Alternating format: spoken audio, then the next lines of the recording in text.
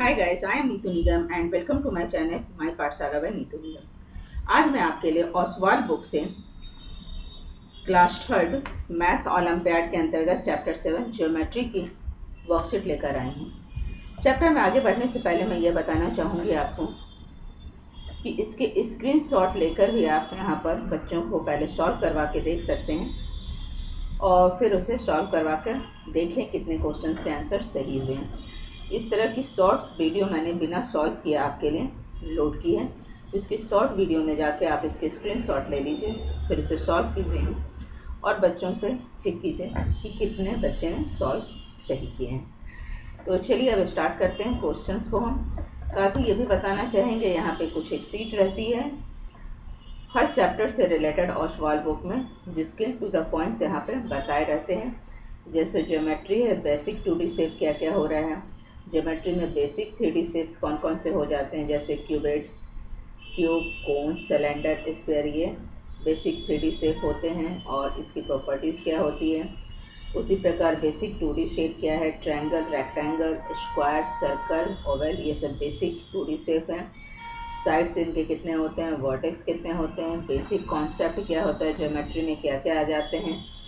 तो points, line segment, line and रे, ये सारे हो जाते हैं इसके अंदर। फिर आप ये देख सकते हो पूरा प्रॉपर बता रखा है यहाँ पे, जिसको एक बार रीड करने के बाद आप क्वेश्चंस इसके सॉल्व करोगे तो काफ़ी कुछ कॉन्सेप्ट आपका क्लियर हो जाएगा। टाइप्स में कितने प्रकार के एंगल्स होते हैं, कौन सी एंगल कितनी डिग्री की होती है, ट्रायंगल्स, कौन से ट्रायंगल्स क्या होते हैं। जैसे suppose equilateral triangle which has all 3 sides equal, इसके 3 इक्वल साइड्स, 3 साइड्स इक्वल होते हैं। इसी प्रकार पॉलीगॉन्स क्या होता है, ज्योमेट्री की मीन्स क्या होती है, एंगल क्या होता है।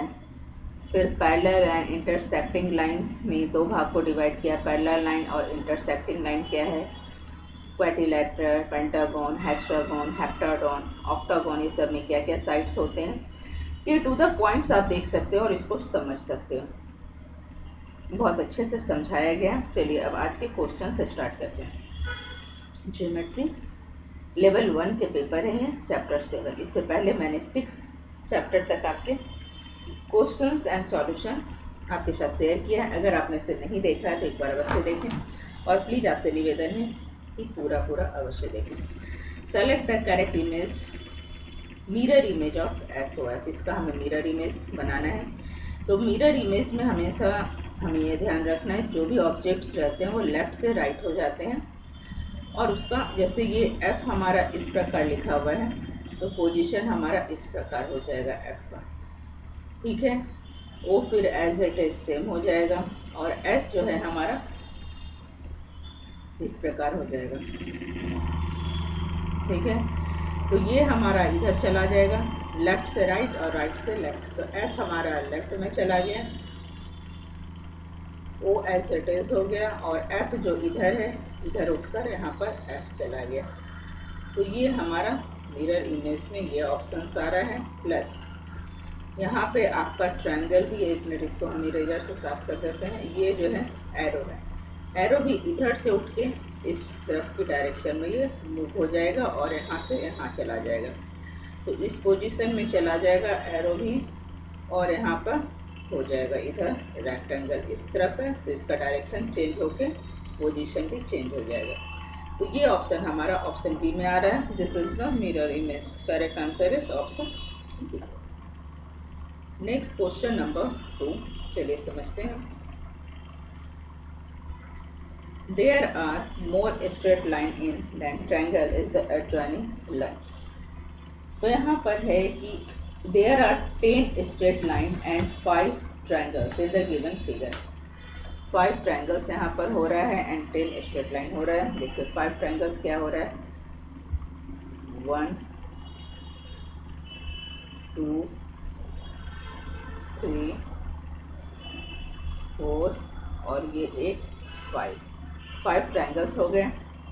एंड एडजॉइनिंग लाइन जो है ये यहाँ पर एक लाइन से दूसरे लाइन को ज्वाइन करने वाली 1 2 3 4 5 6 7 8 9 और ये 10।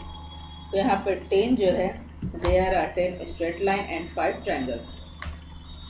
तो there are 5 more straight line in triangles. Triangles कितने हो रहे हैं? 5, और स्ट्रेट लाइन हमने बता दिए 10 हो रहे हैं। तो पूछा जा रहा है कि more straight lines than triangle. Triangle से कितना ज़्यादा हो रहा है? तो 10 में से 5 माइनस करेंगे तो क्या हो जाएगा? 5। तो यहाँ पर आंसर क्या हुआ? 5। Correct answer is option D. Next question number 3। Which of the following geometrical shape does not have length, width and height? इसमें से कौन सा ऐसा geometrical shape है जिसका ना लेंथ होता है, ना width होता है एंड ना हाइट होती है? तो करेक्ट आंसर हो जाएगा यहाँ पर option B, point. A point is a location in space that has no length, no width and no height, making it dimensionless. और लाइन हैज, जैसे यहाँ पर पॉइंट मतलब इस तरह का हुआ, तो इसका कोई भी लेंथ, विड्थ एंड हाइट नहीं होता है। कोई भी लेंथ, विड्थ एंड हाइट नहीं होता, इसका कोई भी डायमेंशन नहीं होता, डायमेंशन लेस होते हैं। उसी प्रकार अगर ये लाइन है तो इस प्रकार का ये लाइन ऑप्शन हो जाता है। तो लाइन हैज ए लेंथ, इसका लेंथ देखिए यहाँ से लंबाई में लेंथ जा रहा है, बट नॉट विड्थ और हाइट, इसकी विड्थ और हाइट नहीं होती है। और ट्रायंगल, ट्रायंगल क्या शेप होता है? इस प्रकार का ट्रायंगल शेप होता है। तो triangle has length, width and height, तीनों इसका हो जाता है। ये हो जाता है लेंथ, विड्थ, ये विड्थ हो गया, ये लेंथ हो गया, ये हाइट हो गया, तो तीनों इसका होता है। तो इसके अकॉर्डिंग करेक्ट आंसर हो गया ऑप्शन बी, पॉइंट। पॉइंट की कोई भी लेंथ, विड्थ या हाइट नहीं होती है। Next question number 4। How many triangles are there in this figure? इस फिगर में कितने ट्रायंगल्स हैं? चलिए इसको हम समझते हैं, कितने ट्रायंगल्स हैं इस लाइन में, कितने ट्रायंगल्स हैं।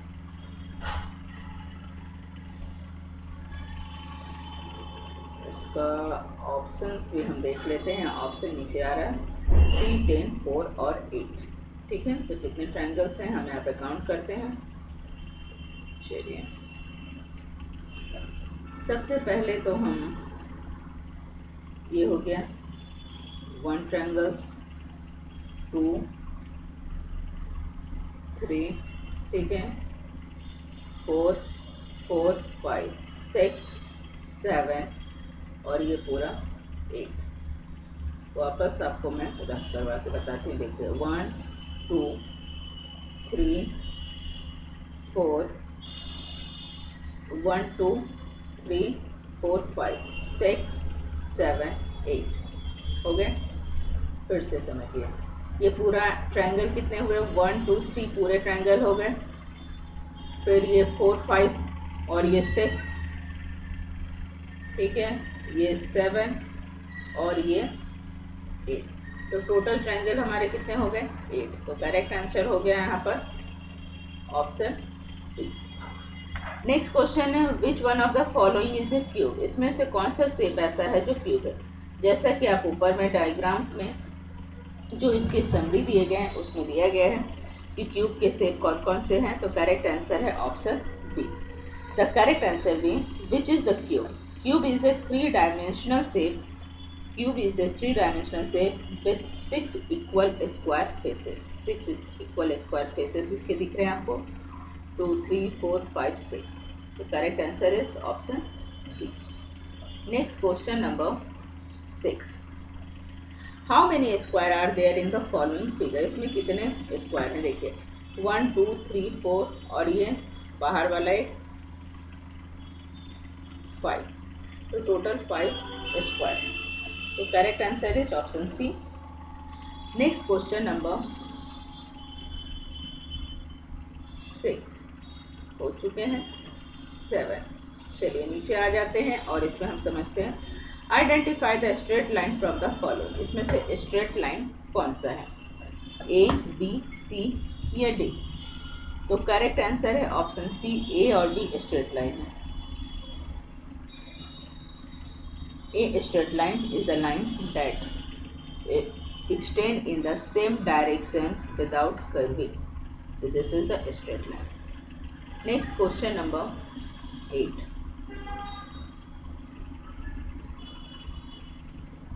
How many इसको हम रफ कर लेते हैं पहले, उसके बाद आपको समझाते हैं। How many vertex are there in given figure.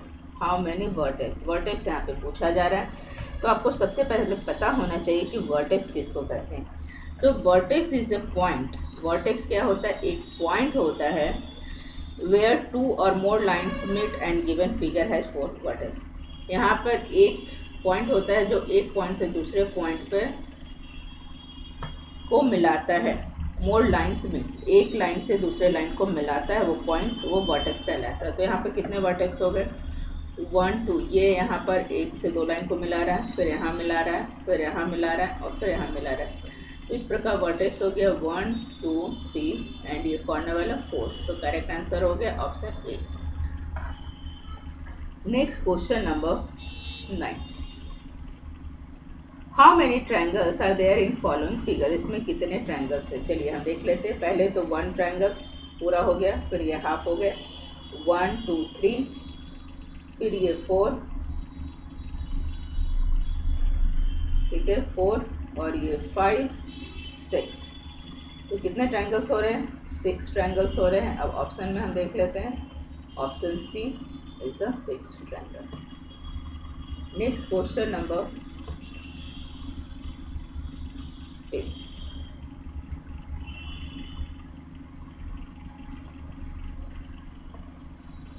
Identify the correct statement. इसमें से कौन सा स्टेटमेंट करेक्ट है। A triangle has 4 corner. Triangle, triangle क्या होता है, ये शेप होता है, इसके 4 कॉर्नर होते हैं, नहीं। Square has 4 side. स्क्वायर कितने हो रहे हैं, ये आपका स्क्वायर हो गया, तो स्क्वायर के 4 साइड्स हो रहे हैं, सही है, 1 2 3 एंड 4 साइड्स हो रहे हैं। Circle has 2 sides. सर्कल कैसा हो रहा है, इस प्रकार का, इसका कोई भी साइड्स नहीं हो रहा है, ये भी गलत है। और ट्रायंगल हैज 5 कॉर्नर। तो ट्रायंगल के भी कॉर्नर कितने हो रहे हैं, 1 2 3, 5 कॉर्नर्स, ये भी नहीं हो रहे। करेक्ट आंसर क्या हो रहे हैं, option B, the square has 4 sides, 1 2 3 4, ये साइड्स इसके हो गए। तो correct answer is option B. अब हमारा आ जाता है अचीवर सेक्शन, जिसमें कि आपको पर क्वेश्चंस जो है 2 मार्क्स रहते हैं और थोड़ा सा ट्रिकी क्वेश्चंस रहते हैं। चलिए समझते हैं। Consider the following statement. Statement 1, a line has fix width, it can not be extend. क्या कहा जा रहा है, ये लाइन यहाँ पे हो गया, a line has fix length, it can not be extend. इसकी लेंथ फिक्स होती है और इसे एक्सटेंड नहीं किया जा सकता है। This is wrong. क्यों, समझिए। A line extend indefinitely, infinitely in both direction and does not have a fixed length। यानी infinite, इसको हम लेंथ को बढ़ा सकते हैं, ये फिक्स नहीं होता है, तो ये स्टेटमेंट गलत है। Statement 2, a ray does not have fixed length, it can be extend in one direction। ray does not have fixed length। रे क्या होता है, इस तरह जो लाइन निकलती है ये रे होता है, इसका कोई भी फिक्स लेंथ नहीं होता। Correct. It can be extend in one direction, एक डायरेक्शन में ऐसे मूव करती है, तो दिस इज ट्रू, ये स्टेटमेंट ट्रू है। तो इसके अकॉर्डिंग अब देख लेते हैं क्या ऑप्शन आ रहा है। Statement 1 is true and statement 2 is false, गलत है। Statement 2 is true and statement 1 is false, ये हमने समझा दिया आपको। तो यहाँ पे करेक्ट आंसर क्या हो जाएगा, ऑप्शन बी। चलिए नेक्स्ट क्वेश्चन नंबर 12 की तरफ बढ़ते हैं। An angle whose measure is greater than 180 but less than 360 degree is called। वैसा एंगल जिसको हमें 180 डिग्री से ज़्यादा लेकिन 360 डिग्री से कम हो, उस एंगल को हम क्या कहते हैं। तो करेक्ट आंसर हो जाता है ऑप्शन डी, रिफ्लेक्स एंगल। अब रिफ्लेक्स एंगल समझ लीजिए क्या होता है। रिफ्लेक्स एंगल और a reflex angle is an angle that measure more than 180 degree but less than 360 degree। Next question number 13। Figure given below made by cutting a plain paper। The shaded part of figuring। तो यहाँ shaded part को हम किस तरह ये major करेंगे ये बताया जा रहा है।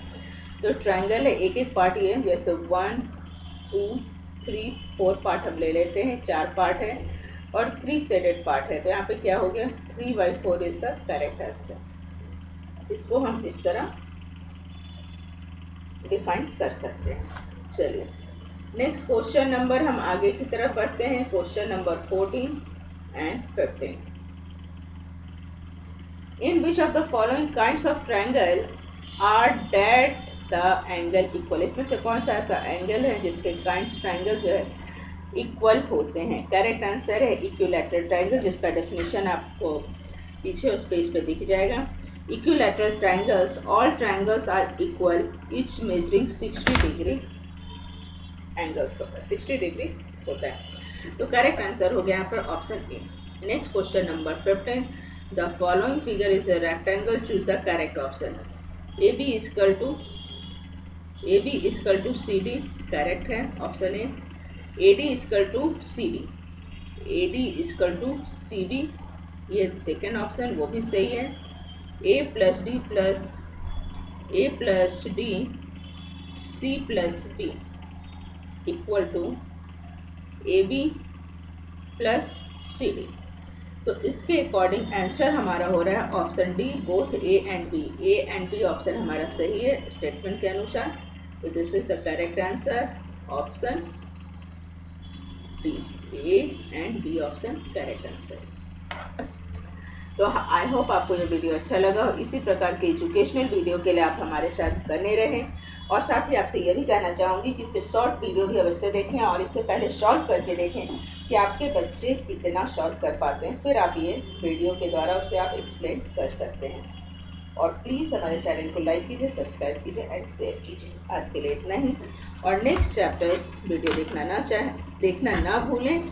और साथ ही लेवल 2 के भी मैंने चैप्टर वाइज वीडियो डाले हैं, जिसकी लिंक मैं डिस्क्रिप्शन में डाल दूंगी, उसे भी आप एक बार अवश्य चेक करें। Thank you.